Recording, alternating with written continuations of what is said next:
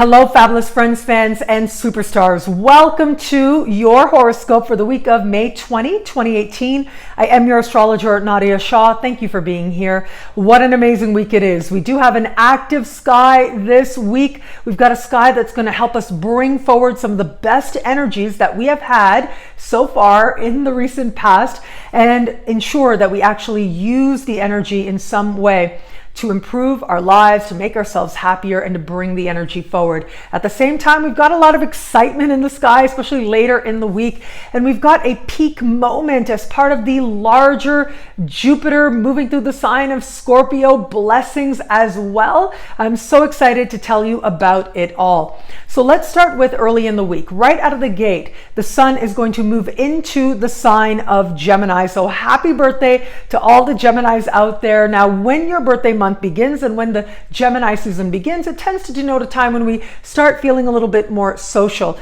Now, not everywhere, but in parts of the world, this tends to be the time when we really start thawing out. You know, ask me about it as a Canadian. Like, this is, if you believe it or not, May tends to be the time when things start thawing out and people start coming out and becoming more social and stop being afraid of the cold, because the cold, they can feel it starting to pass. And in other places as well, this tends to denote a time when we're more willing to have these spontaneous connections and interact with each other and find ourselves lighting up in spontaneous interactions. So if you're normally a person who would like to connect with people and would like to have those spontaneous conversations, for example, but you don't want people to think a certain way about you, so you kind of hold back, well, with Gemini season here, no need to hold back. Go, have fun, meet and greet. As we move into the week, now interestingly, Mercury, the ruling planet of Gemini, will start getting active. Now, Mercury isn't going to actually move into the sign of Gemini until next week. However, it is this week that Mercury is helping us have some very important conversations, communications, and connections all around.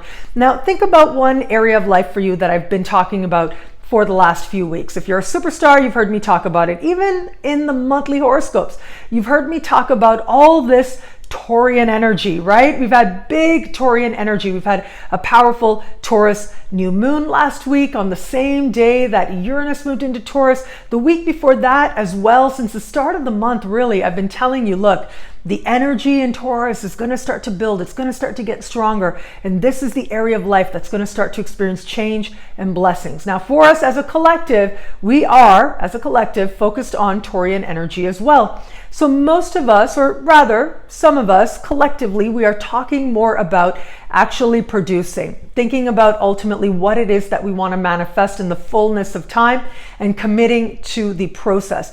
Being diligent and being measured more and more are being seen as attributes, something to admire, and something that more and more of us are starting to think, you know what, I'd like to actually reflect those very qualities that I admire. For example, I've been thinking about lately, like really since Uranus went into Taurus, actually, I've been seeing a lot of people online saying, you know what, I don't like the online environment. I'm thinking about taking a break.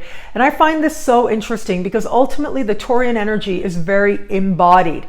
It is about actually having the experience of being in your body and experiencing life with your senses, and in a way that ultimately is very grounded. It isn't necessarily about, you know, your passions and your ideas, which is what Uranus and Taurus was kind of about.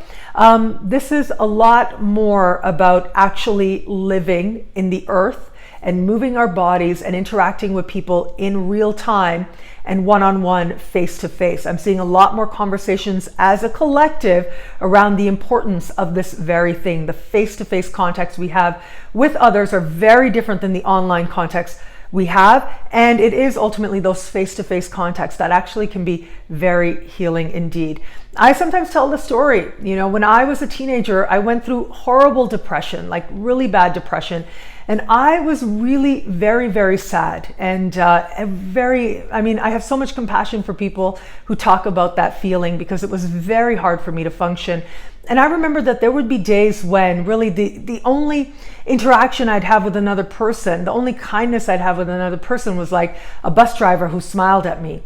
And that was enough. That was enough to keep me going for the day. Like that was enough to give me hope, to make me believe that I could be kind to myself for that day. Now, I was very young. That was a very long time ago. Thank you to all the people who helped me to get me here and whatever my next learning is. But I really do have so much compassion and understanding when it is that people have that sense of disconnection, because I've been there and I know what that's like. And at the same time, I know the absolute power of actually being present with someone, even if just for a moment, even if just to feel something, or even just to smile, to acknowledge that they exist, to see something in them worthy of your smile and your attention. Well, you don't know how that is actually saving a life. I can testify to that. And so this is the kind of energy, with all this Taurian energy, more and more of us are being asked to actually have those personal contacts, actually be willing to look at each other, to be close enough to each other, to be acknowledged. Because really, if you think about, since the start of the decade, with Uranus moving through Aries, we've gotten really good with being disconnected. We've gotten really good with just living in our passions and getting ourselves all worked up because of what is happening on that level of ideas, on that level of mind. And I think it's really not working for us as humanity anymore. And so now here we are, okay? Mercury is moving through the sign of Taurus and reaching out to other power players in the sky. Early this week, we'll reach out in harmony with Neptune and stand across the sky from Jupiter. And what this says to me is this very idea of seeing what it is that actually is helpful, is spiritual, is beneficial in having the in-person conversations, the in-person interactions, those spontaneous and synchronistic moments, and how ultimately it is that they restore our faith in each other, and most importantly, really in ourselves. Because when we have faith in ourselves, when we're able to be gentle with ourselves, there's this amazing ripple effect that happens where we're able to be kind and gentle to every single person who then crosses our sphere. I'm not saying that it's easy every single day. I'm not saying it's easy in every single moment. But what I am saying is that if you are able to use this energy this week, you will see how much it benefits you to interact with the world with this sense of using your power of communication, of focus, of perception, which is very mercurial, to actually be in your body and to be present right here, right now, which is very Taurian. And how it is that ultimately that restores your faith in humanity, in yourself, and in each other. That's Neptune, and gives you a sense of purpose and connection with each other as well. Very Neptunian. So this is going to be part of what we're asked to do in the early part of the week. At the same time, though, Mercury will stand across the sky from Jupiter. So I see this as not necessarily being the easiest process for everybody out there, because you're kind of coming up against yourself, right? You're kind of coming up against your own messages that are saying, what are you doing? People are going to judge you. And the fear as well, right? Ultimately, what is it? Even just to smile at another person, it is ultimately about the fear of being rejected. Even if it is completely platonic and completely coming from a very humanitarian, universal love kind of place, we still have that as part of us. And it does take work to actually look at others and acknowledge, but also to allow ourselves to be seen, to allow ourselves to have that brief second with another person. And so where is it in your life right now that you can actually do that for someone else? Well, you're going to find out, especially in the early part of the week. And also you will see yourself as a result and understand where it is that maybe you've built up some barriers to love and what that is about. At the very least, though, again, if you're going to take it online, I think all of us could be a little nicer online sometimes, right? Now, as we move further into the week, this is when that mercurial energy really starts to change up. And in fact, I think that there's almost like a first part of the week and a second part of the week. So in the middle of the week, what is separating the first and the second part? Well, it is a beautiful connection in the middle of the week between the Sun and Mars. Mars is newly in retrograde season, right? If you are a superstar, or if you're connected on my newsletter, you know that I did Mars retrograde season special horoscopes. I'll do an overview very soon, okay? So I look forward to talking more about Mars retrograde season with you here on YouTube as well. Having said that, Mars retrograde season, we are in it now. And what comes up for us in May is going to be incredibly important, because See, we've got this Mars in shadow basically for the last like 2.5 weeks of May. And then when we go forward, right, in June, late June, 26th of June is when Mars goes retro and will be retro for a full 2 months. But the key time frame, really the concentrated time frame of the retrograde season, is in August and September. In August, Mars is going to slow down to a standstill and then stop on the 26th of August and then slowly start moving forward. And so basically, like what happens over the period of 2 months with Mars, it's the ground that he's walking on right now and the last half of May. So it's important to pay attention to what is happening now, because in many ways, we are going to return to what it is that arises for us now, the people that we meet, the opportunities that show up, the conversations that we have. We are going to follow up on them. More is going to happen. The people are going to come back around. The opportunities are going to come back around, but that'll be just a little bit later in the year. So very important to pay attention now. So what is this conversation about in the middle of the week? Well, I think that this conversation is about helping us see that Mars retrograde season can be good, right? Helping us see that actually there are ways in which we can use this Mars retrograde season that work really well, that make us better, that help us feel strong, that help us feel clear and motivated and alive. The sun trining Mars, that's what the conversation is called, which is a supremely harmonious conversation. Well, this is ultimately about feeling alive, feeling more embodied, but embodied in a way that actually connects you to passion. And ultimately, we need that balance. You know, if you think about the universe, well, anyways, the Western astrological universe, right? Because there are different ways to understand the mysteries and the esoteric knowledge. But when you think about astrology, there are 4 elements in astrology. They are fire, water, air, and earth. What we ideally want is a balance. We want everything to be balanced out. We don't want it too much one more than the other. And ideally, you understand that there is wisdom in each of the elements, and there is wisdom really in each of the signs. And if you understand that the entire universe is within you and that you are connected to, you are a breathing expression of the universe, well, whatever is happening anywhere in the sky, you understand how it is that ultimately it is speaking to you and it is speaking to all of us. So now here we are. We've got this beautiful connection between Mars and the sun. And I think that this is going to light us up. This is going to show us ultimately how bravely we can think, how to intelligently and with integrity and honesty actually bring our words together with a spirit of valor and a spirit of intention and courage. You know, sometimes saying the kind thing takes a lot of courage. Sometimes pointing out like, hey, there's another way to look at this, but saying it in a way that ultimately is loving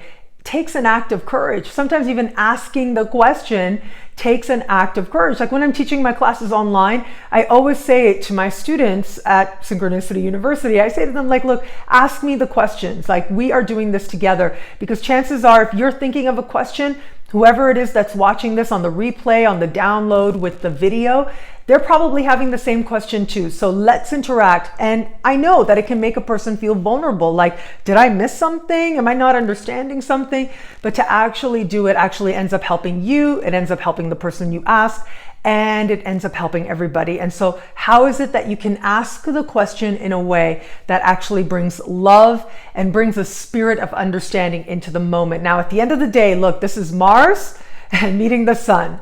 It is very self-oriented, and it is very oriented towards what it is that you are feeling and what it is ultimately that is inspiring you. There's a strong sense of individualism with Mars. Remember, the Mars, if you look at the glyph of Mars, it is a circle, and that circle represents wholeness and completion, but it's also really an individual, right? It's you knowing yourself and being complete within yourself. And then there's an arrow arising from that circle, which means you act from that place of self-knowledge and self-knowing. So this energy is going to be super helpful to help us to get in touch with ourselves and our truth, and to get in touch with our passions, but at the same time to communicate them in a way that hopefully has an eye and a perspective towards the collective, which is very Aquarian indeed.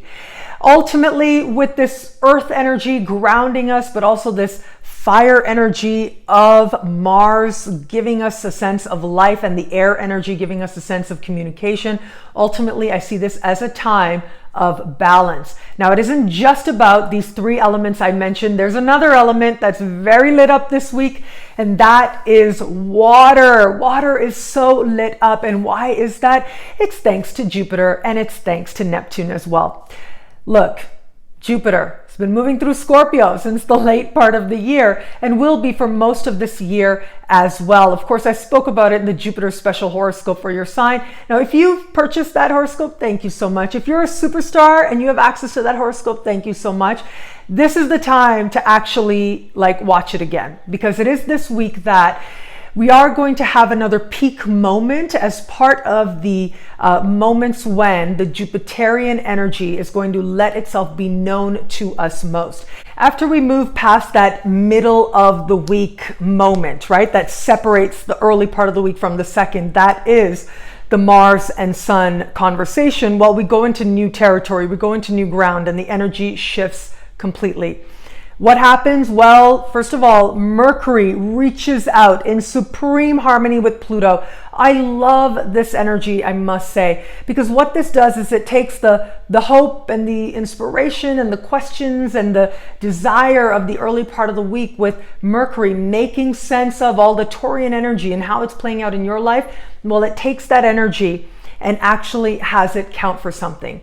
It actually has it become focused attention and a focused sense of knowing what it is that you need to say in a given moment in order to have the effect that you desire. This has a way of being incredibly perceptive as well. And whether that is you needing to understand something within yourself, or you knowing what it is that you need to say in order to say whatever it is that you need, or to communicate whatever it is that you need, well, this is an energy that absolutely is going to help you to do that. There's some out there who are going to find that this is a time when you can just knock it out of the park. And especially if you're trying to be persuasive, it is the second part of the week that really the magic is with us. But it's not just that allows persuasion to happen. We've got another rare and beautiful energy playing out. And what is that energy? Well, it's Jupiter and it's Neptune. What's happening? These two planets are connecting in a rare, supremely harmonious conversation that astrologers call a trine. So if you think about it, right? Since late last year, with Jupiter moving through the sign of Scorpio, all this water energy being heightened for us as a collective, right? Another element coming in for us to learn about and move through and grow through. Well, it has been during this time that Jupiter has been dancing with other power players in the sky, but the most important conversation, sort of the defining conversations of this move of Jupiter through the sign of Scorpio, has been Jupiter speaking with Neptune, and also Jupiter speaking with Pluto as well. So the Pluto conversation is its own, but this conversation this week is with Neptune. And this makes for some very dreamy energy, but it can also make for energy that feels very much like a dream come true. You are going to want to be a little bit mindful of this and a little bit cautious of how to use it, because sometimes this can be us sort of convincing ourselves of something and maybe it's not really very grounded, right?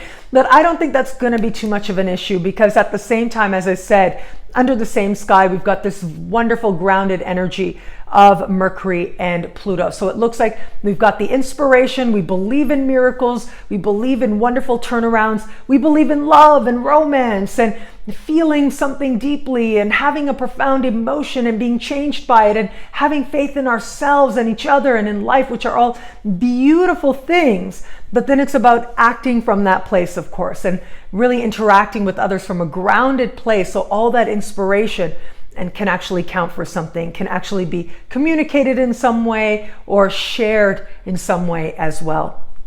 Now, finally, as we get to the very end of the week, that is when we are going to have a conversation between Venus and Saturn. In fact, Venus, now moving through the sign of Cancer, will stand across the sky from Saturn. This is a real turning point for some people. It's a real moment of truth where it comes to matters of love and where you are in love and why.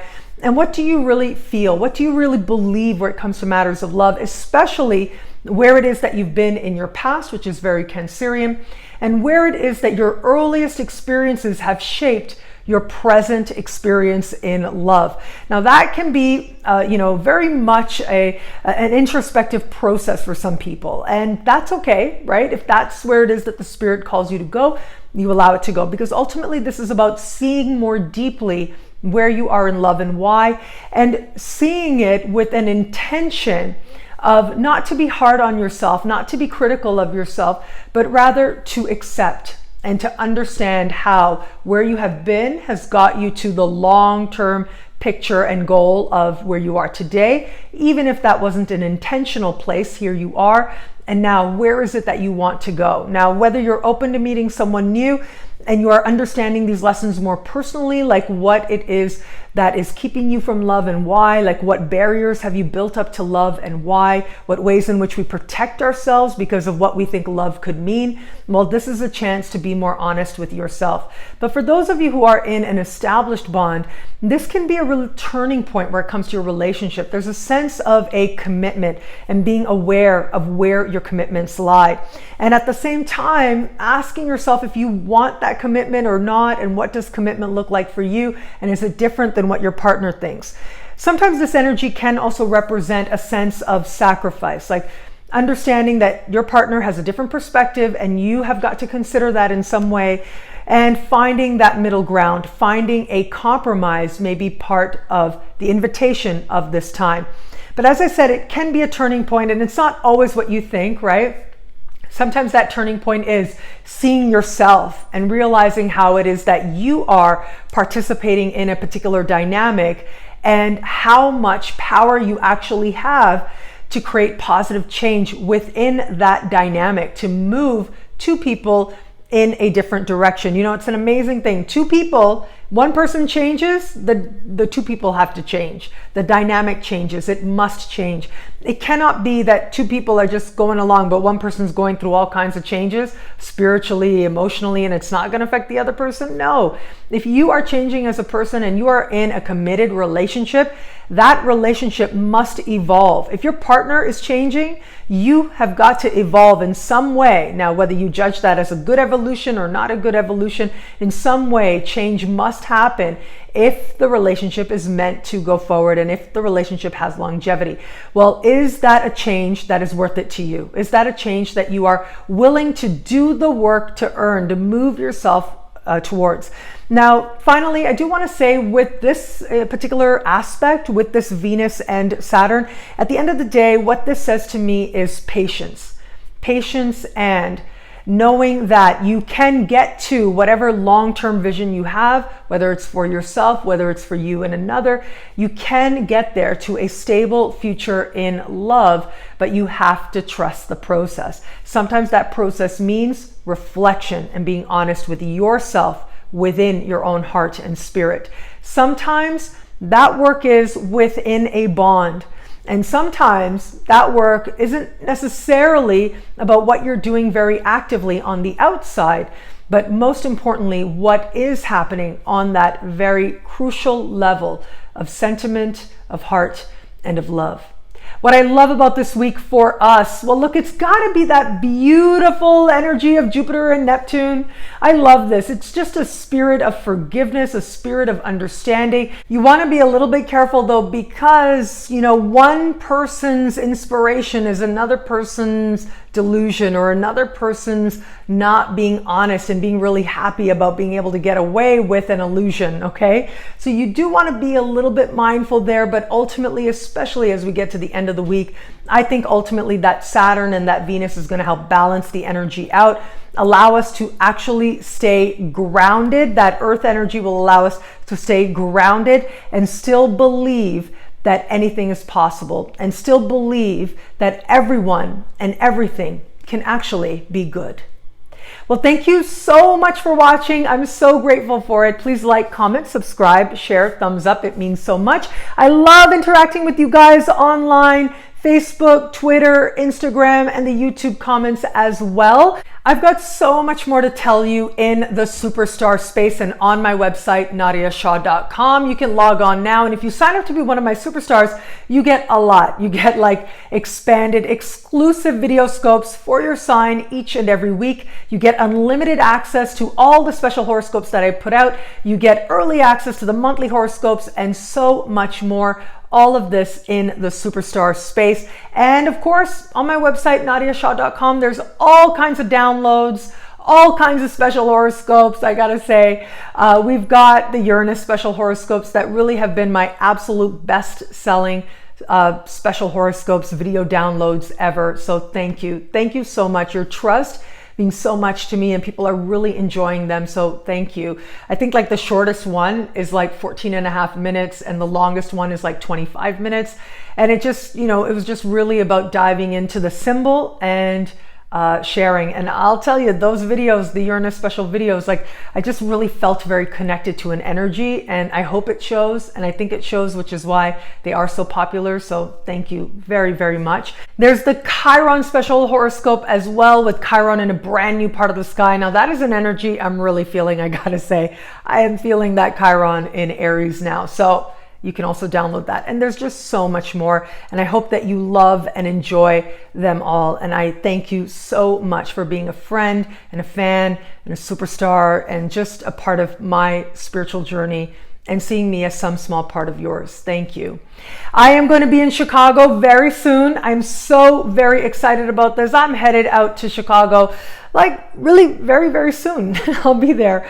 And that is because this coming weekend, Memorial Day weekend, really is the biggest astrological party on the planet today. It is absolutely worth it to come, and I'm really looking forward to meeting lots of friends and fans out there. I love doing live events. I love connecting with my people and people who watch me, and I just love hugs and all that kind of stuff. And so I just love to meet you. There are going to be some of my books actually in the bookstore in the trade space. And so the trade space, there's a huge trade room, and that is open to the public, so you can just show up. You can get a whole pass for the entire weekend. That really is the best deal because there's like over 200 lectures and really living legends, some of the most brilliant astrological minds alive today presenting at the UAC conference. And I am so honored to be a part of this conference as well. My talk is taking place on Friday, and it is called Chemistrology, the astrology of love and attraction. And so I've done this actually as a full day workshop. I've done this particular lesson as a webinar that you can download at synchronicityuniversity.com.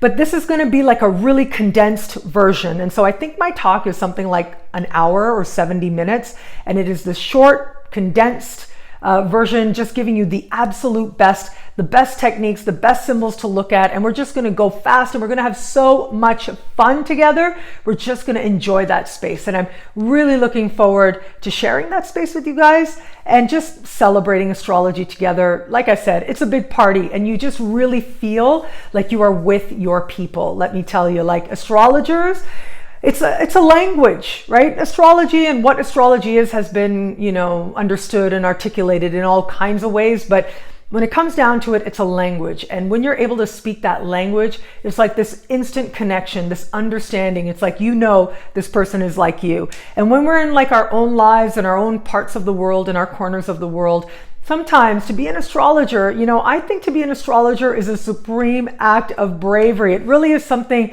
that chooses you. It's kind of like that thing where, you know you're doing something that some people either don't understand or just really, you know, think that you are on another level that they don't want to be on, all kinds of things, right? Lots of stuff gets projected onto you. And so in order to actually do this, to say, I am an astrologer, well, I think it is a supreme act of self-trust in order to trust that this is a path that has chosen you. Well, imagine being with 2,000 people who feel exactly the same way. It is life-changing. And the last UAC conference I went to, which was in New Orleans in 2012, it literally was life-changing, and it was deeply meaningful to me. And so this one, I think even more so, and we are gonna have a lot of fun. Like, just, you'll have fun. You'll meet your people, you'll be talking your language. If you're a night person, there's parties all night. If you're a morning person, there's all kinds of morning stuff like yoga and lectures. There's lots and lots of learning, lots and lots of classes with all of your favorites.